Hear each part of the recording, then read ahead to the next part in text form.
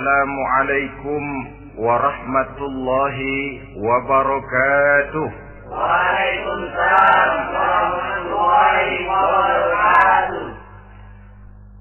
Alhamdulillah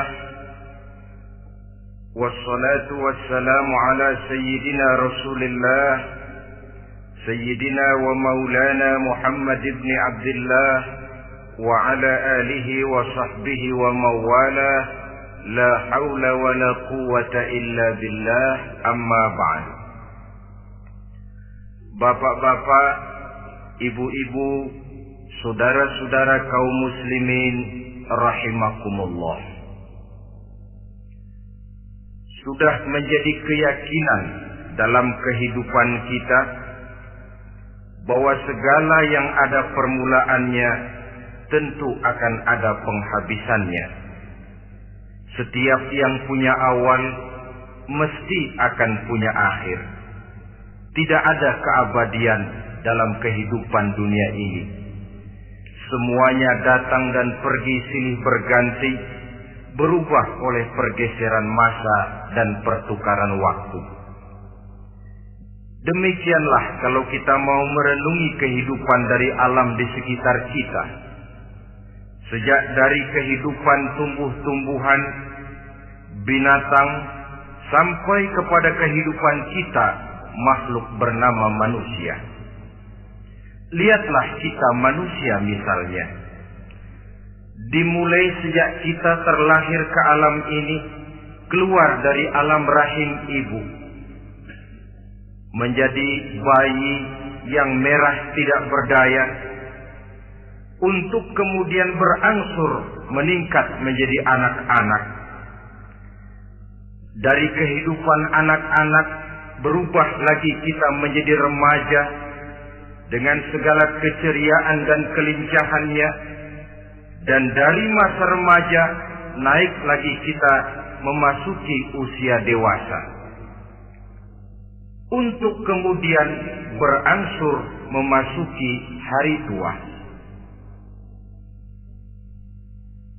Lalu setelah kita memasuki hari tua, sehari, seminggu, sebulan, setahun, sampailah kita kepada batas waktu yang telah ditentukan oleh Allah, yang dinamakan ajal, dan bertemulah kita dengan yang disebut maut. Ini merupakan kepastian dalam kehidupan. Kalau saja kita mau merenung perubahan-perubahan yang terjadi pada diri kita, seharusnya membuat kita insaf dan sadar. Di kala remaja kita begitu lincah, punya rambut yang hitam ikal berderai, punya lesung di pipi, punya senyum yang indah menawan setiap orang yang melihat, punya kulit yang kencang dan bersih. Manakala kita memasuki hari tua, perubahan frontal pun terjadi. Kulit mulai jadi keriput, rambut yang tadinya hitam ikal berderai mulai memutih, nikmat berkurang, gigi yang tadinya utuh dan sanggup mengunyah apa saja, satu demi satu permisi meninggalkan kita.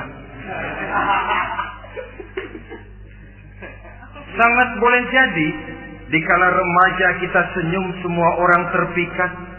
Dikala hari tua dengan kulit yang keriput dan gigi yang tidak ada lagi, manakala kita senyum, mungkin orang bakal lari dari sekitar kita. Kemana keindahan yang tadinya begitu menawan?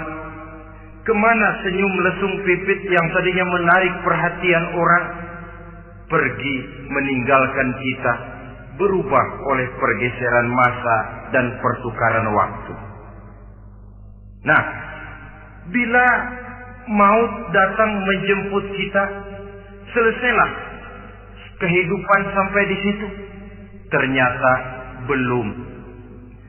Kalau lahir merupakan perpindahan hidup dari alam rahim ke alam dunia, maka mati hakikatnya merupakan perpindahan hidup dari alam dunia ini ke alam kehidupan yang berikutnya yang dinamakan dengan alam barzakh.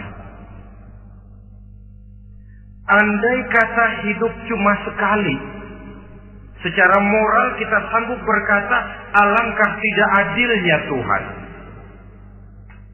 Kenapa? Dalam kehidupan ini kan aneka ragam terjadi. Ada orang yang zalim, ada orang yang dizalimi. Ada orang yang membunuh, ada orang yang terbunuh. Ada orang yang kaya, ada orang yang miskin. Ada orang yang jujur, ada orang yang menghalalkan segala cara. Sehingga banyak ketidakadilan yang terlepas daripada pengadilan dunia. Lalu orang pun bilang, di dunia ini katanya banyak pengadilan tapi sulit keadilan. Di dunia ini mudah mencari pengadilan tapi sulit untuk mencari ketidakadilan. Andai kata hidup cuma sekali, tidak akan ada hidup sesudah hidup yang sekarang ini. Bagaimanakah nasib mereka yang lepas dari pengadilan dunia ini? Alangkah tidak adilnya Allah, andai kata tidak ada kehidupan sesudah hidup yang sekarang. Tentulah akan terjadi di mana orang menghalalkan segala macam cara untuk mencapai tujuan. Yang penting kan saya kaya, yang penting kan saya punya jabatan dan kedudukan tinggi. Kalau perlu jilat atas, jilat atas. Kalau perlu sikut kiri kanan, sikut kiri kanan. Kalau perlu injak bawah, injak yang bawah. Ini prinsip daripada orang-orang komunis. Dan pantas karena mereka tidak percaya kepada kiamat. Pantas karena mereka tidak percaya akan adanya kehidupan sesudah hidup yang sekarang ini.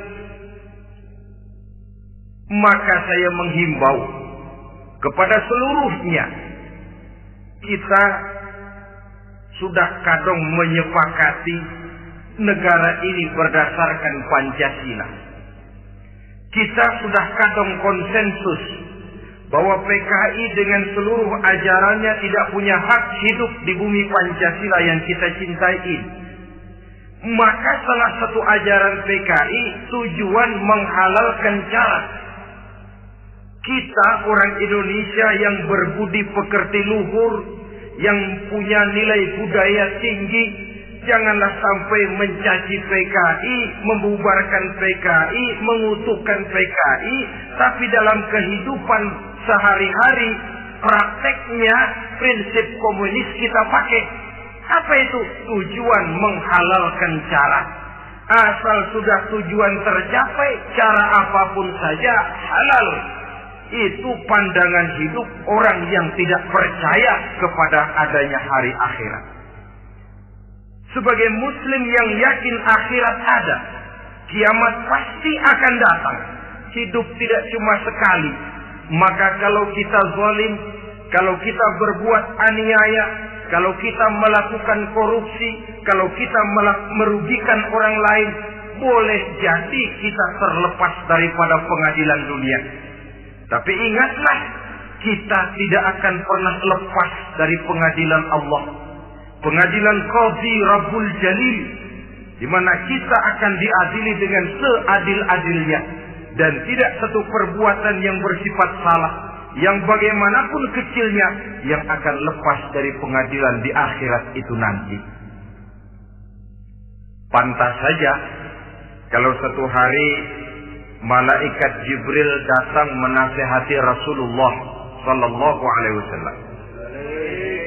Yang artinya juga menasihati kita semua. Apa kata malaikat Jibril kepada baginda Nabi? Ya Muhammad, ish ma syi'ta wa innaka mayyitun.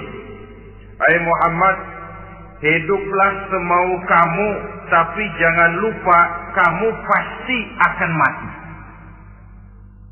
Kalau memang dilarang tidak terlarang, dicegah tidak tercegah, kamu mau melaksanakan hidup menurut maumu sendiri, persilahkan, hiduplah menurut mau dan gayamu. Tapi jangan lupa, fa innaka mayyitun, satu saat kau pasti bakal mati. Dan mati itu bukan akhir dari segalanya. Dia babak baru bagi kehidupan selanjutnya. Silakan hidup menurut maumu, tapi jangan lupa kau pasti akan mati. Wa'mal ma syi'ta fa innaka majziyun bih. Kerjakan apa saja yang kamu mau. Kalau kau mau menghalalkan segala macam cara, persilahkan halalkan segala macam cara. Tapi jangan lupa kau akan mendapat balasan dari seluruh amal perbuatanmu. Wa ahbib ma syi'ta fa innaka mufariquhu. Dan cintailah apa saja yang mau kau cintai. Kau cintai anak istrimu, silahkan. Kau cintai harta bendamu, tafadhal. Kau cintai tanah airmu, kau cintai pangkat dan jabatanmu, persilahkan. Tapi jangan lupa, fa innaka mufariquhu. Kau pasti akan berpisah dan akan meninggalkan segala yang kau cintai itu. Apa artinya ini buat kita? Ternyata sesudah maut datang menjemput kita, ada kehidupan sesudah hidup yang sekarang ini. Ini yang mendorong kita untuk dalam kehidupan di dunia ini tidak melakukan prinsip saenake dhewe, semaunya sendiri saja, asal perut kenyang, asal pangkat tinggi, asal harta dapat. Masa bodoh dengan merugikan orang lain, masa bodoh dengan menipu orang lain. Iku jenenge saenake dhewe. Muslim tidak diajarkan. Ingat manusia, setelah kau mati, setelah kiamat datang, kau akan dibangkitkan, kau akan dimintakan pertanggungan jawab tentang kehidupan yang sekarang ini. Saudara hadirin, oleh sebab itu kalau kita bicara soal kiamat, soal akhirat, ini memang masalah yang gaib, yang sepenuhnya tidak bisa dicernakan dengan kemampuan penalaran intelektual. Dasar di dalam membicarakan ini tidak lain adalah iman kita kepada Allah Subhanahu wa ta'ala. Bukan cuma zaman sekarang, dari zamannya Nabi. Orang itu kalau sudah bicara kiamat, bicara akhirat, ada yang ragu-ragu, ada yang menolak sama sekali. Bukan dari zaman sekarang, dari zaman dulu. Pernah kok satu saat Rasulullah itu dakwah menceritakan, saudara-saudara, akan terjadi kiamat di mana Allah akan membangkitkan manusia dari kuburnya untuk memintakan pertanggungan jawab. Ini dalam dakwahnya Nabi pidato macam itu. Apa reaksi orang? Yang beriman ya mantap, tapi yang tidak beriman, bajingan-bajingan Quraisy ini, mereka bertepuk tangan, mengejek, mencaci. Malahan ini yang luar biasa, ada dua orang kafir namanya Ubay bin Ka'ab dan Al-As bin Wa'il. Mendengar pidato macam ini, mereka buru-buru pulang ke rumah. Ngapain? Ngambil pacul. Lalu berangkat nyari kuburan tua. Dia gali itu kuburan. Tulang-tulangnya diangkut, dibawa ke depan Nabi. Ya Muhammad, tulang-tulang yang udah hancur begini, siapa yang bisa ngidupin lagi? Yang macam-macam aja kamu Muhammad. Enggak rasional, enggak masuk akal. Allah menjawab. Apa kata Allah? وَضَرَبَ لَنَا مَثَلًا وَنَسِيَ خَلْقَهُ قَالَ مَنْ يُحْيِي الْعِظَامَ وَهِيَ رَمِيمٌ قُلْ يُحْيِيهَا الَّذِي أَنْشَأَهَا أَوَّلَ مَرَّةٍ وَهُوَ بِكُلِّ خَلْقٍ عَلِيمٌ. Mereka memberikan perumpamaan kepada kami, kata Allah. Mereka melupakan asal kejadiannya. Mereka bertanya, siapa yang sanggup menghidupkan tulang belulang yang sudah hancur kayak begini? Qul yuhyiha alladhi ansaha awwala marrah. Katakan kepada mereka Muhammad, yang akan menghidupkannya adalah Dia yang telah menciptakannya pertama kali dulu. Kalau Dia sanggup menciptakan, Dia tentu lebih sanggup lagi untuk mengembalikan reproduksi ciptaan itu sebagaimana semula. Yang paling kasihan yang ragu-ragu, akhirat itu ada apa enggak sih? Kiamat itu ada apa enggak sih? Lantaran ragu-ragu, terombang-ambing dia antara harapan dan putus asa, antara kenyataan dan idealisme. Ada yang buta sama sekali 100% terhadap keadaan-keadaan sesudah mati. Perhatian mereka hanya tercurah kepada kehidupan sebelum mati. Yang mereka perhatikan siang dan malam tidak lebih daripada urusan perut. Pergi pagi, pulang sore, peras keringat, banting tulang. Cuma soal makan, soal minum, soal pakaian, soal kendaraan, soal rumah tangga, soal anak, soal istri. Yang mereka pentingkan hanya soal-soal politik misalnya, ekonomi, pembangunan dan industri. Untuk soal-soal kayak begitu, bias betul. Habis seluruh waktu untuk memikirkan, meningkatkan kebudayaan, politik, sosial, ekonomi. Kadang-kadang kurang tidur, kurang istirahat, berkeliaran ke sana kemari ke tempat yang jauh-jauh. Sampai kadang-kadang terkena stres, penyakit darah tinggi, ginjal, lever, untuk memikirkan hal-hal yang semata-mata karena dunia saja. Lantas boleh jadi mereka mendapatkan kekayaan yang berlimpah ruah, mendapatkan kedudukan yang tinggi, nama yang semerbak, dikenal orang di barat dan di timur, di utara dan di selatan. Tetapi alangkah kecewanya mereka jikalau datang ajal menjemput nyawa, mati mereka, meninggalkan harta yang banyak, nama yang masyhur. Mereka disebut dengan jasa-jasanya. Radio memberitakan, TV menyiarkan, koran-koran memuat. Bahkan nama mereka kadang-kadang dikenang 2-3 tahun setelah wafatnya. Tetapi dalam pada itu, roh mereka merintih, mengeluh, menderita, karena dilemparkan oleh Allah ke tempat-tempat yang kotor. Penyesalan yang sudah tidak akan ada gunanya lagi. Saudara-saudara kaum muslimin rahimakumullah.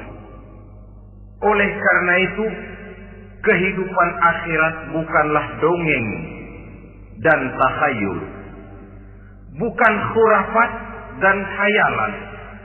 Kehidupan akhirat, hari kiamat adalah kebenaran dan kepastian. Dalam surah Al-Hajj ayat ke-7, Allah Subhanahu wa taala menyatakan, wa anna as-sa'ata atiyatun la raiba fiha wa anna Allah yab'atsu man fil qubur.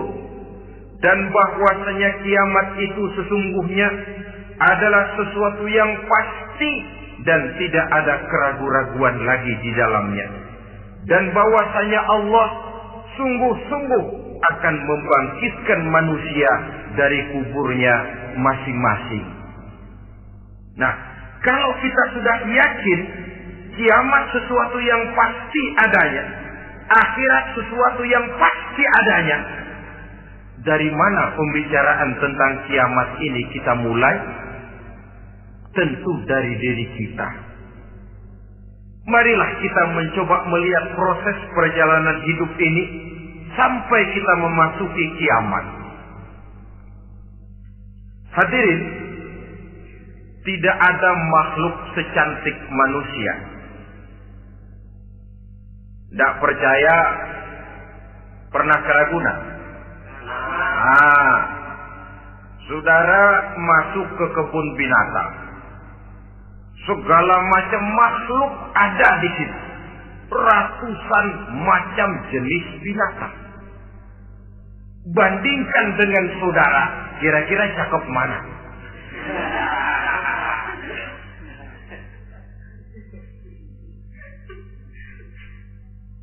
Dari seluruh makhluk yang diciptakan Allah itu, manusia fi ahsani taqwim, dalam bentuk yang paling sempurna, sejak susunan biologis sampai kemampuan berpikir. Biologis kita ya Allah, diciptakan kita begini rupa. Diberikan 2 kaki untuk berjalan, 2 tangan untuk bekerja. Diberikan 2 mata, dua-duanya di depan. Pernah saudara mikir kalau mata kita yang satu di depan, yang satu di belakang? Rasanya nggak laku kacamata.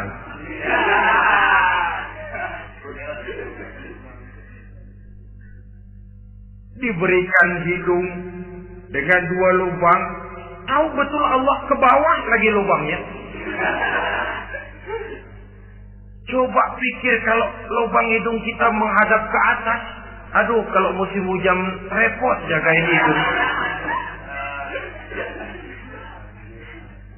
Laqad khalaqnal insana fi ahsani taqwim. Sungguh telah kami ciptakan manusia dalam bentuk kejadian yang paling sempurna ketimbang makhluk-makhluk Allah lainnya. Nah, kesempurnaan manusia ini oleh karena hidupnya terdiri dari 2 unsur pokok. Pertama unsur jasmani dan kedua unsur rohani. Jasad dan roh. Jasad yang terlihat sekarang ini, potongan saudara yang ngejedok di depan saya ini jasad saudara. Ini yang berasal dari saripati makanan yang dimakan oleh bapak ibu kita. Lalu hasil kerjasama yang baik antara ibu dengan bapak, terwujudlah kita. Kalimat langsungnya jasad ini berasal dari tanah yang tadi berubah dari bayi, remaja, dewasa, meningkat hari tua. Yang berubah itu jasmani kita. Kenapa? Karena jasmani itu materi, benda, daya tahannya terbatas. Dia berubah oleh pergeseran masa dan pertukaran waktu. Apa ada orang makin tua makin cakep? Jasmani oleh karena dia materi, dia berubah oleh pergeseran masa dan pertukaran waktu. Nah, yang menyebabkan jasmani itu bergerak karena ada roh di dalamnya. Ini yang menyebabkan kehidupan. Ini yang menjadi sumber kehidupan, pusat kesadaran dan pengertian dalam kehidupan manusia. Tanpa roh dalam diri kita, maka jasad kita pernah lihat orang mati. Itu kalau orang mati, coba perhatikan. Apanya yang kurang? Kupingnya masih ada, tapi sedang tidak sanggup mendengar. Matanya masih lengkap, tapi tidak mampu melihat. Jangankan melihat, terbuka saja tidak. Mulutnya masih ada, tapi sudah tidak bicara lagi. Telinganya cukup, tapi tidak sanggup mendengar. Kakinya lengkap, tapi tidak mampu lagi berjalan. Apa penyebabnya itu? Ternyata jasmani kita, jasad ini, manakala sudah ditinggalkan oleh roh, dia tidak akan bisa berdaya apa-apa. Tidak mampu berjalan, tidak pula berbuat, tidak pula bekerja apapun saja. Saudara-saudara, dua-duanya punya kebutuhan. Jasmani ada kebutuhannya, rohani pun ada kebutuhannya. Jasmani yang jelas perlu makan, perlu minum, perlu tidur, perlu pakaian, dan sebagainya. Nah, apabila saat berpisah datang, ajal sampai, berpisahlah roh dan jasad. Dan itulah yang dinamakan dengan maut. Jadi apa sih mati itu? Mati adalah berpisahnya roh dengan jasad. Sebab itu Islam sangat menganjurkan kita untuk banyak-banyak mengingat mati. Bagaimana caranya mengingat mati? Pertama, mati itu kan pasti. Kira-kira yang hadir di sini ada yang nggak mati nggak kira-kira? Semuanya bakal mati kan? Berani? Sekarang mau? Saudara, sebenarnya kalau kita merenung lebih jauh, orang itu tidak perlu takut mati. Walaupun tidak boleh terlalu berani menghadapi mati. Karena bagaimanapun takutnya kita kepada mati, toh dia pasti datang. Bagaimanapun beraninya kita mati, kalau belum ajal, dia tidak mati juga. Jadi Muslim itu kan harus berani menghadapi hidup dan tidak takut menghadapi mati. Mati adalah sesuatu yang pasti. Muslim dianjurkan banyak-banyak mengingat mati dalam kehidupan. Caranya bagaimana? Pertama, berziarah nengokin teman yang sakit. Ya? Suka nengokin teman yang sakit enggak? Oh, itu pahalanya kata Nabi. Menengok orang yang sedang sakit lebih afdal daripada sholat sunnah 1000 rakaat. Apa pernah saudara sembahyang sunnah sampai 1000 rakaat? Nengokin orang sakit pahalanya lebih afdal daripada itu. Kenapa menengoki orang sakit mengingatkan kita kepada mati? Iya ya, ini teman saya yang kemarin segar banget, bercanda sama saya, ketawa sama-sama, sekarang terbaring tidak berdaya. Hilang kemampuannya, hilang keceriaannya, sakit. Iya kalau sembuh, kalau aja. Iya sekarang giliran dia, kalau jatuh ke saya. Lalu menghibur teman dengan kata-kata yang enak, yang akan mendatangkan sugesti supaya dia cepat sembuh. Jangan nengokin orang sakit, jujur. Sakit apa lu? Perut. Emang temen gua kemarin sakit begini mati. Wah, itu orang bisa jadi shock lantaran etika kita tidak akan sampai ke sana. Menjenguk orang sakit akan mengingatkan kita kepada mati. Apalagi ziarah kubur. Ada yang orang tuanya sudah meninggal? Nah, kalau ada, ya tidak bisa tiap hari, sekurang-kurangnya seminggu sekali. Jumat pagi misalnya, ziarah kita ke kubur. Sehingga kalau kita masuk kubur kan ada etikanya. Assalamualaikum ya ahlal kubur wa inna insyaallahu bikum lahiqun. Hai penduduk kubur, keselamatan bagi kamu dan kami yang masih hidup sekarang ini insyaallah pasti bakal nyusul kamu. Iya, yang kemarin gagah benar sekarang terbaring tanpa daya. Ini unggukan kuburannya. Yang kemarin ada sekarang sudah tidak ada. Kemana dia? Kami satu saat pasti akan begini. Ingat mati. Lalu apalagi yang bisa membuat kita ingat kepada mati? Mengawal jenazah. Bukankah sangat dianjurkan oleh agama? Bahkan kalau bisa sejak mengurusnya, memandikannya, mengkafankannya, menyolatkannya untuk kemudian mengantarnya ke kubur. Hari ini saya antar dia ke kubur, besok boleh jadi saya yang diantar orang. Hari ini saya solatkan dia, besok boleh jadi saya yang disolatkan orang. Hari ini saya masukkan dia ke liang lahat, besok mungkin giliran saya dimasukkan orang ke liang lahat. Ingat mati, tumbuh kesadaran. Lalu daya positifnya dalam kehidupan apa?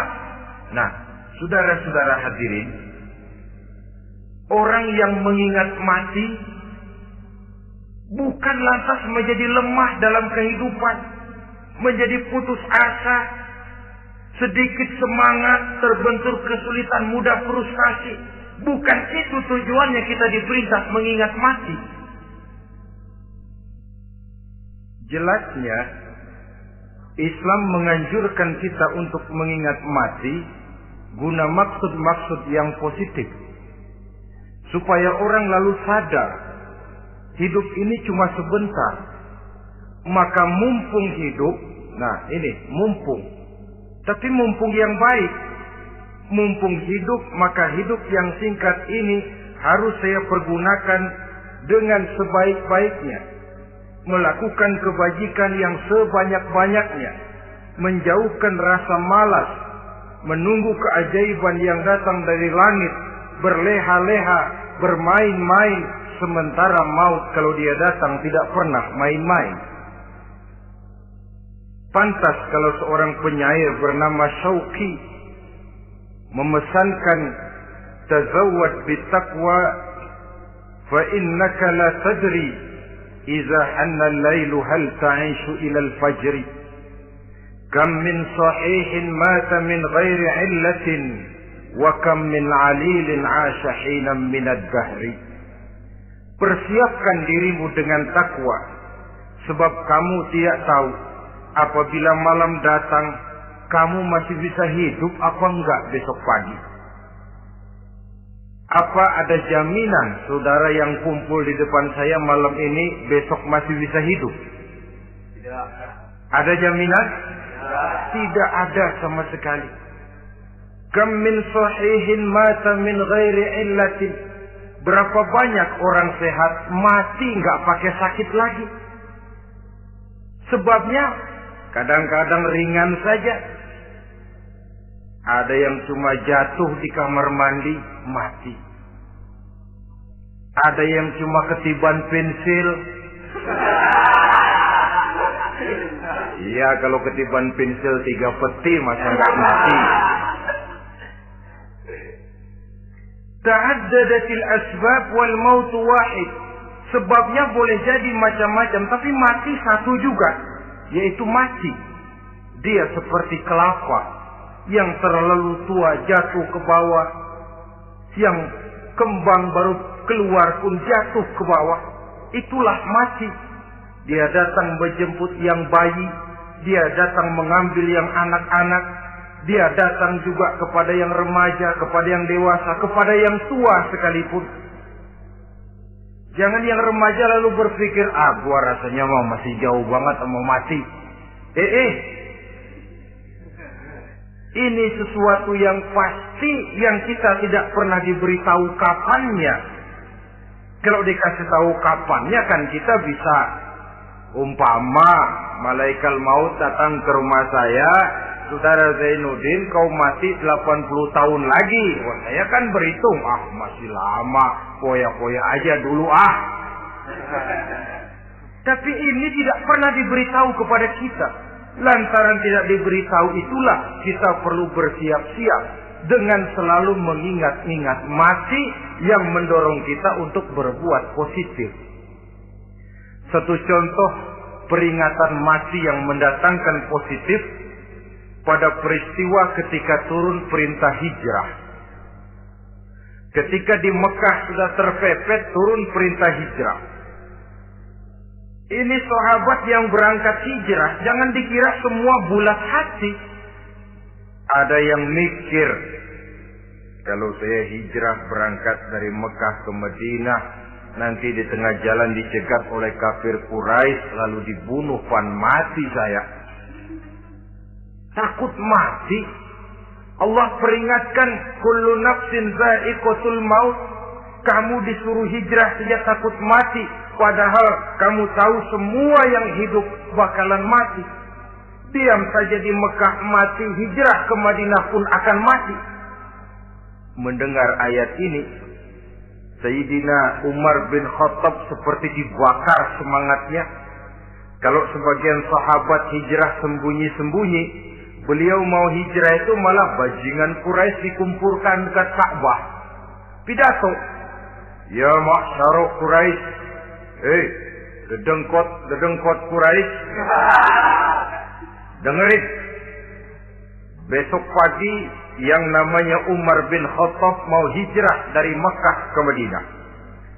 Siapa yang kepengen kepalanya berpisah dengan badannya, persilahkan cegat Umar di jalanan.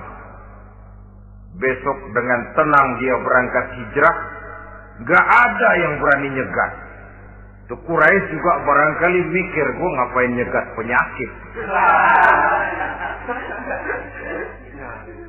Begitu ingat mati, timbul semangat juang, timbul semangat berbuat. Ini ingat mati yang positif, bukan yang melemahkan semangat.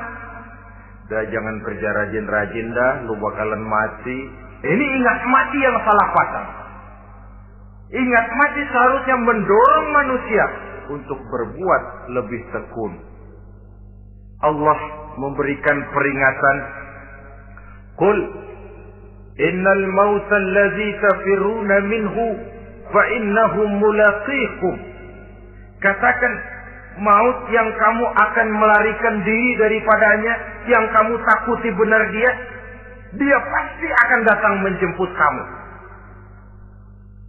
Saudara-saudara hadirin yang saya hormati, datangnya memang tidak kita harapkan yang namanya maut. Tapi sekali dia datang, tidak ada pintu tempat kita lari. Dia memang tidak pernah kita undang. Tapi sekali dia datang, mengetok pintu, kekuatan apa yang bisa menolak? Dia sebuah tanda seru dalam kehidupan. Apa yang menyebabkan orang takut mati? Pertama barangkali karena dia tidak tahu bagaimana kehidupan sesudah mati. Alam kubur gelap, alam akhirat gelap. Sehingga dia bingung, lantaran bingung lalu jadi takut. Yang kedua boleh jadi oleh bayangan-bayangan dosa yang pernah dia kerjakan di dunia ini. Kerjanya cuma menumpuk dosa. Dia gembira, bahagia, tertawa di atas tumpukan dosanya. Merasa segan berpisah dengan seluruh kehidupan ini. Sehingga boleh jadi maut adalah sesuatu yang ditakutkannya benar dalam kehidupan. Tapi bagaimanapun takutnya, tidak ada tempat lari dari dia. Dalam ayat lain Allah jelaskan, Aynama takunu yudrikumul mautu walau kuntum fi burujim musayyada. Di mana saja kamu berada, dalam benteng yang paling tangguh sekalipun, maut pasti akan datang menjemput kamu. Nah, bagaimana caranya maut datang menjemput kita? Bila datang dia, sang malaikat pencabut nyawa, malaikat Israel namanya, hendak mengambil ruh kita. Dalam suasana macam begitu, di akhir kehidupan dunia, dalam berhadapan dengan sakaratul maut, terbagilah manusia dalam dua bagian besar. Pertama, yang menghadapi sakaratul maut itu dengan husnul khatimah, baik di akhirnya, sehingga pada saat ruhnya berpisah dengan jasadnya, kelihatan dia seperti senyum, mukanya cerah, Bahkan sebelum itu boleh jadi dia sempat meninggalkan pesan-pesan yang baik. Ada yang sempat azan, ada yang sempat baca Quran. Pernah kan nemui orang yang mau mati seperti itu? Yang sempat azan, yang sempat baca Quran, yang sempat meninggalkan wasiat-wasiat yang baik. Sebab apa? Malaikat maut datang menjemput mereka juga dengan baik-baik. Dicabut ruhnya perlahan-lahan. Tapi sungguh pun perlahan-lahan. Pedihnya, sakitnya tetap tiada tara. Rasulullah Sallallahu Alaihi Wasallam, dikala beliau hendak berhadapan dengan sakaratul maut, diceritakan mencelupkan tangannya ke dalam gelas berisi air, lalu mengusapkannya ke muka beliau seraya berdoa, "Ya Allah, mudahkan saya dalam menghadapi sekarat ini." Beliau juga yang mengatakan bahwa sakitnya sakaratul maut sama dengan 300 kali bacokan pedang.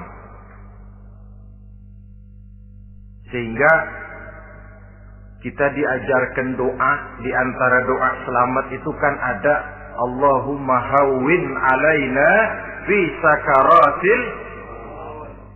Ya Allah, mudahkan saya di dalam menghadapi sakaratul maut itu. Ketika ruh ini keluar dari jasad, mata masih mengikuti ruh itu. Jika kadang-kadang ada yang matanya terbelalak dan tidak sempat ditutup, terbuka terus, mengikuti ruh itu keluar dari jasadnya. Adapun golongan kedua, manusia yang ketika berhadapan dengan sakaratul maut mendapatkan su'ul khatimah, jelek di penghabisannya. Sekaratnya sudah setengah mati, lalu jelek juga di akhirnya, mati dalam keadaan yang tidak baik, tidak terpuji. Ada yang lagi megang kartu, mati. Ada yang lagi di tempat ngadu ayam, mati. Ada yang lagi di tempat pelacuran, mati. Ada yang lagi megang botol minuman keras, mati. Nih barangkali malaikat maut gemes banget nariknya, lu bajingan, lu tarik terus kan. Mati su'ul khatimah. Makanya bagus itu. Kadang-kadang di majelis-majelis taklim kan sering dibaca, Ya Allah biha, Ya Allah biha, Ya Allah bihusnil khatimah. Kan ada itu? Ada enggak? Saudara hadirin, mohon agar oleh Allah kita diberikan husnul khatimah, baik di saat ruh akan berpisah dengan jasad. Ini sesuatu yang pasti. Sang malaikat maut datang menjemput nyawa. Setelah ruh berpisah dari badan, maka tinggallah sang badan. Ditangisi oleh semua yang kita tinggalkan. Sehingga kepada putrinya Fatimah, ketika malaikat maut datang hendak menjemput baginda Nabi, beliau berkata kepada anaknya, Fatimah, kamu tahu siapa yang datang? Saya tidak tahu, Bapak. Yang datang hadimul lazat. Itu dia yang menghancurkan seluruh kesenangan dunia. Wa qati'u syahwat, yang memisahkan kita dengan seluruh yang kita cintai. Dia malaikat maut, Pak. Manakala jasad sudah ditinggalkan oleh ruh, itulah yang dikerubungi orang.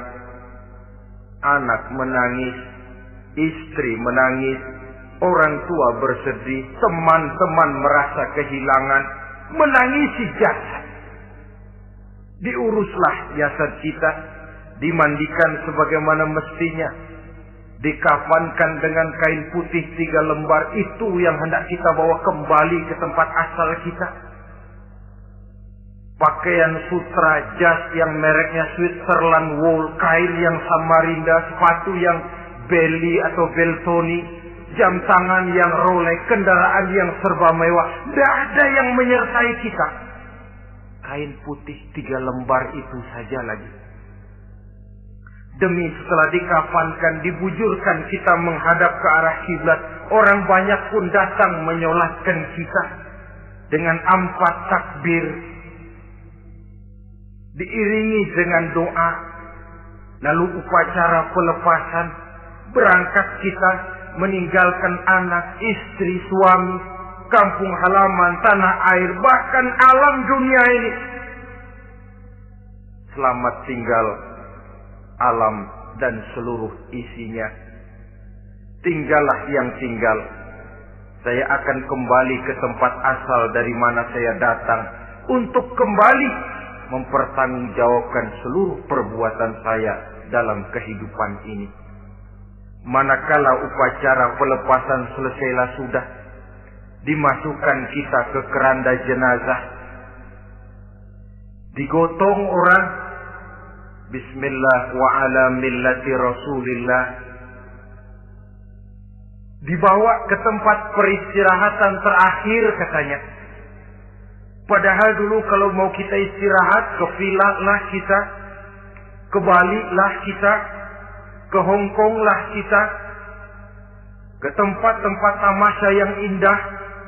Oh, rupanya akan sampai juga perjalanan menuju tempat peristirahatan terakhir, yang luasnya tidak akan lebih dari 2 kali 1 meter. Diusung orang kita, diantarkan orang banyak. Manakala sampai ke atas liang lahat, pengusung jenazah dibuka, diturunkan kita ke liang lahat, dibaringkan. Gumpalan tanah akan jadi bantal kita. Muka dibuka, dihadapkan ke arah kiblat. Setelah itu ditutup liang lahat kita dengan kayu. Masih belum kurang, diuruh dengan tanah. Yang menguruh orang-orang yang tadinya mencintai kita, menyayangi kita. Tapi ketika jasad sudah ditinggalkan ruh, habis rupanya cintanya. Coba jasad kalau sudah ditinggalkan ruh, 3 hari aja di rumah serem. Ya mayit, siapa yang betah nemenin mayit?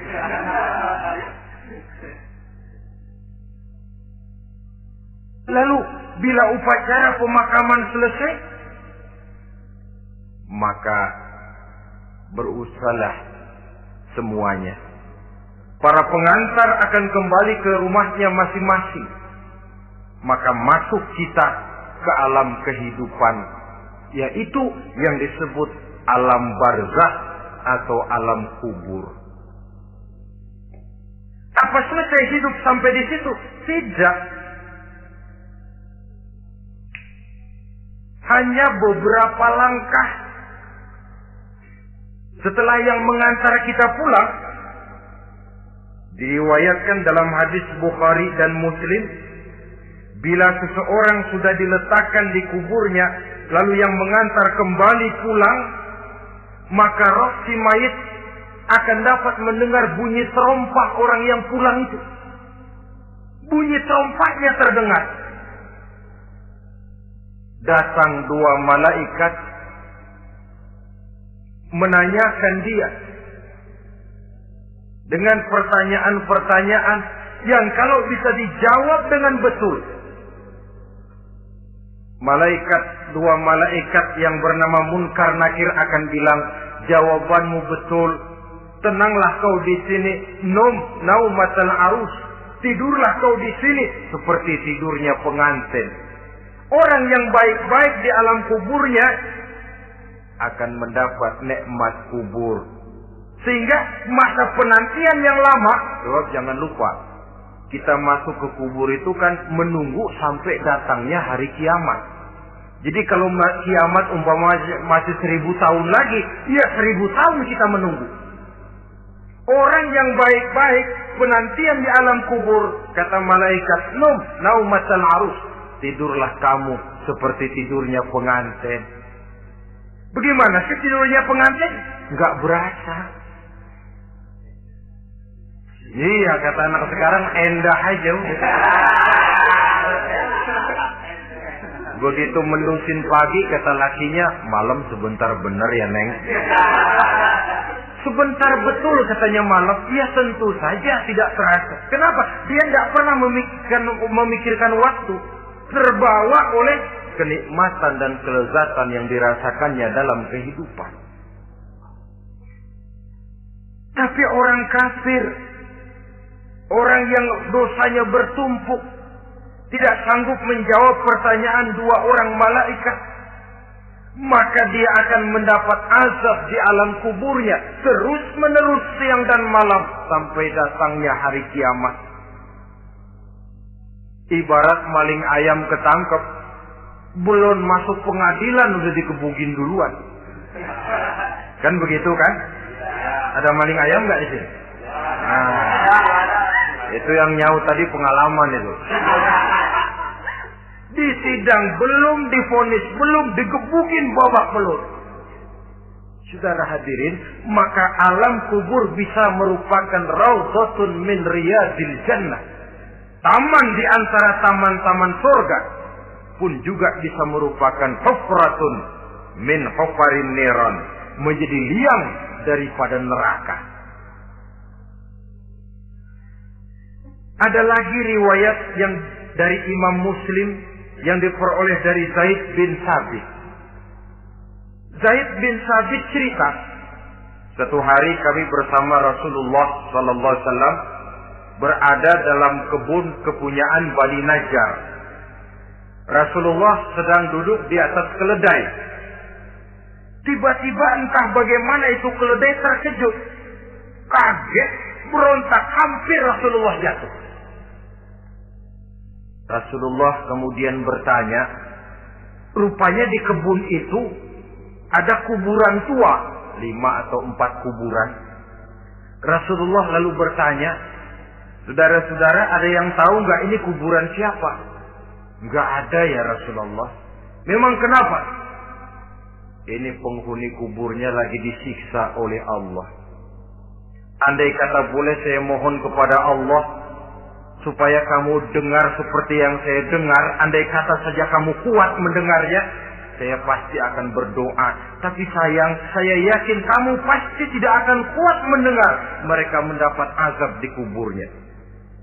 Hadis sahih riwayat Imam Muslim dari Zaid bin Sabit.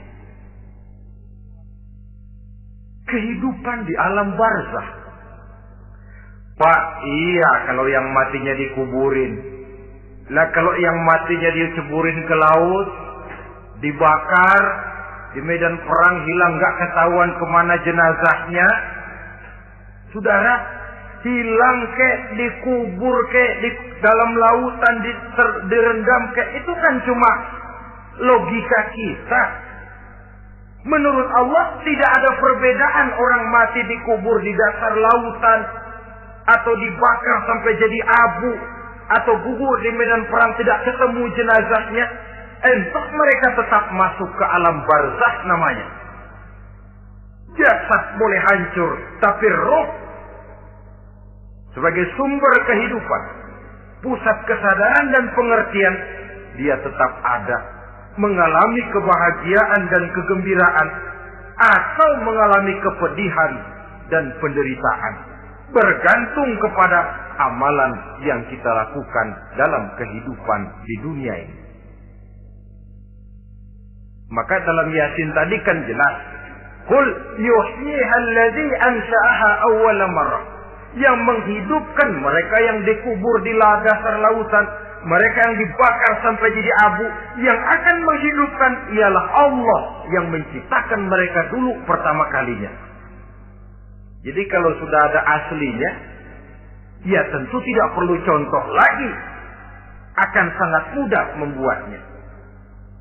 Orang tua kita, keluarga kita yang sudah berpulang, mereka di alam barzakh sekarang ini bisa mendapat nikmat kubur, bisa mendapat azab kubur.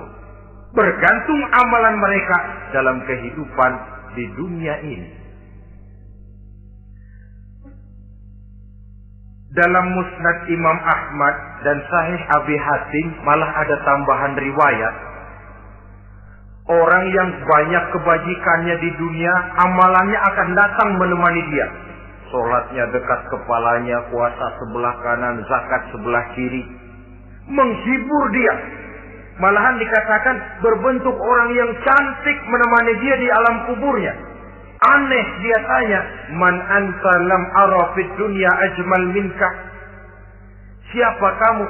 Di dunia ini belum pernah saya melihat orang secantik kamu. Dia jawab, ana amaluka sholeh. Saya adalah amalmu yang soleh yang kau kerjakan waktu di dunia. Saya sekarang diperintahkan untuk menemani kamu di sini. Alhamdulillah. Sedangkan amalnya yang jahat akan datang dalam bentuk yang menyeramkan menemani dia di sana. Bayangin deh, di kuburan ditemenin yang serem-serem. Sama juga di dunia. Di dunia, kalau kita di tempat gelap ditemenin orang cakep, enak nggak? Wah, pengalaman. Tapi coba bayangin, sudah tempatnya gelap, yang nemenin jelek nggak ketulungan, gerah kita. Nah, saudara hadirin yang saya hormati, lalu bagaimana tempat arwah-arwah yang sudah kembali menghadap Allah yang disebut mustaqarrul arwah itu? Macam-macam tingkatannya sesuai dengan profesi dan amalannya waktu di dunia. Ada roh-roh itu yang setelah pisah dengan jasad, artinya mati, ditempatkan di tempat yang disebut a'la iliyin, tempat yang tertinggi. Siapa ini? Arwahnya para nabi dan para rasul. Ini fi a'la iliyin, di tempat yang tertinggi. Arwahnya para nabi, arwahnya para rasul. Dan karena kita bukan nabi, bukan rasul, ya jangan mimpi dapat tempat fi a'la iliyin. Kecuali kalau Allah menghendaki, itu hak prerogatif Allah. Tapi kan tidak adil kalau Allah melakukan itu. Ini kelompok roh-roh yang masuk golongan fifth. Wah, the first class. Para nabi, para rasul. Lalu ada pula roh-roh itu yang setelah pisah dengan jasadnya diumpamakan seperti burung-burung hijau yang berterbangan di perkebun-kebunan surga. Roh siapa mereka ini? Rohnya para syuhada, orang-orang yang mati syahid gugur membela agama. Nah, ini bedanya orang mati syahid dengan pahlawan, ya.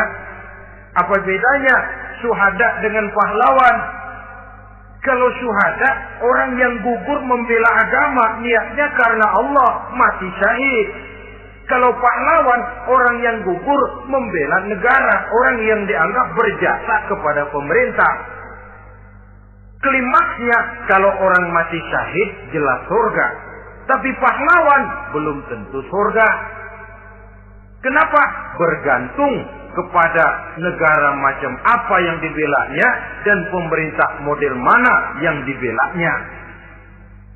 Di negara-negara komunis misalnya, banyak nggak pahlawan?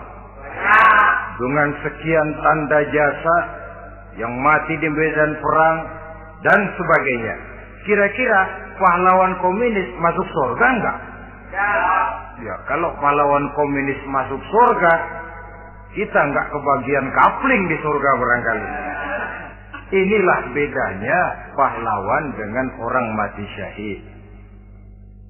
Kemudian ada pula roh itu yang tertahan di pintu surga. Tertahan di pintu surga. Ini seperti tadi, orang yang mati syahid tapi masih ada kaitan di dunia. Rasulullah pernah ditanya orang, ya Rasul, kalau saya maju ke medan perang bela agama, mati syahid, apa saya masuk surga? Iya, masuk surga. Kecuali kata Nabi, kalau masih punya utang. Nah, tertahan di pintu surga. Ada pula roh itu yang tertahan di alam kuburnya. Ini umumnya seperti tadi itu. Ada mempunyai dosa, mempunyai kesalahan, sehingga merasakan azab kubur. Ada juga roh itu yang tertahan di permukaan bumi. Mereka yang dalam hidup selalu menumpuk dosa-dosa yang besar, meninggal sebelum keburu untuk bertaubat. Saudara hadirin yang saya hormati, inilah yang kita khawatirkan. Sebab jikalau pada saat roh sudah datang, jikalau saatnya roh datang berpisah dengan jasad, menemukan sakaratul maut, saat itu taubat sudah tidak akan ada gunanya lagi. Masuk ke alam kubur, mendapat azab kubur, sampai datangnya hari kiamat. Berapa lama di alam kubur ini? Menunggulah kita sampai datang saatnya kiamat. Nah, saudara-saudara, apa tanda-tanda hari kiamat? Kapan dia akan datang? Bagaimana hal ihwal manusia pada saat terjadi kiamat? Bagaimana alam ini? Bagaimana perhitungan di padang mahsyar? Insya Allah akan saya ungkapkan pada bagian kedua dari ceramah ini. Insya Allah kita akan lanjutkan pembicaraan ini sampai kepada terminal paling akhir, surga dan neraka. Inilah saja pertemuan kita pada kesempatan kali ini. Terima kasih banyak atas segala perhatian. Mohon maaf atas segala kekurangan. Wabillahi taufiq wal hidayah. Wassalamu